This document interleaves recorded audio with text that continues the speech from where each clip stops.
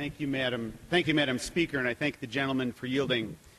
You know, if you're Peyton Manning, the football great for the Baltimore Colts, and you come to the line of scrimmage, you have the right to do an audible call at the line of scrimmage. I mean, Peyton's a champion time and time and time again. He's come out. He sees the play. He recognizes that the play has to change. He shouts out the play to the team, and they score, and they're famous, and they're successful.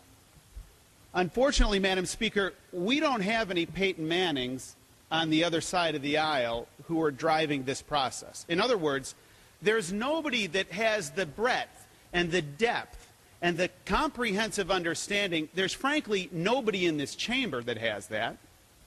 To come in and say, you know what, new plan, we're going to do something completely different. Last night, ironically, the chairman of the Ways and Means Committee was on this very floor in that very seat and said, there are no excuses to vote against this bill. He said that once or twice or three times. I jotted it down. And I reminded him of that during the debate last night, and yet, ironically, within that very short period of time, it's my understanding that the chairman himself found that there was a reason to vote against the very bill that moments before he was arguing for. And why is that? Because the founders have a process in place that is a process of deliberation. The founders understood that this process is one that is made better by robust participation. Now, the majority has known about this 1099 requirement since November of last year. November of last year.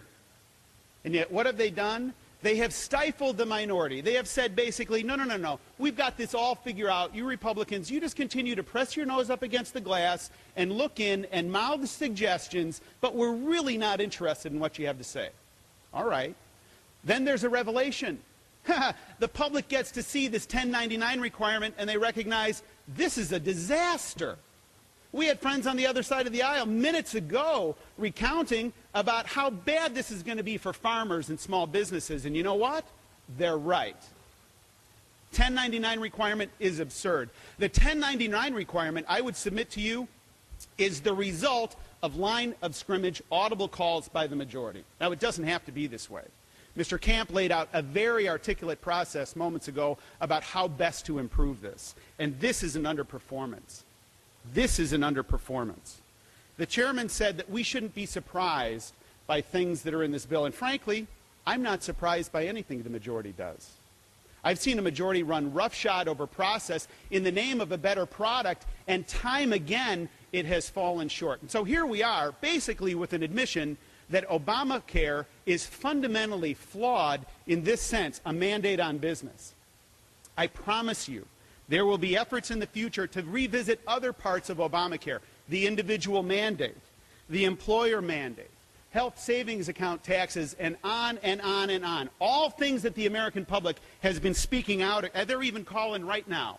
They're so upset about it. Mr. Chairman, or Madam Speaker, the reason Republicans are opposed to this is process, but fundamentally bad process yields a bad product. This is a bad product. It creates a Hobson's choice. It says we're going to remove the 1099 requirement, and instead we're going to jeopardize job producers in exchange. Gentleman's time has expired. We should vote no.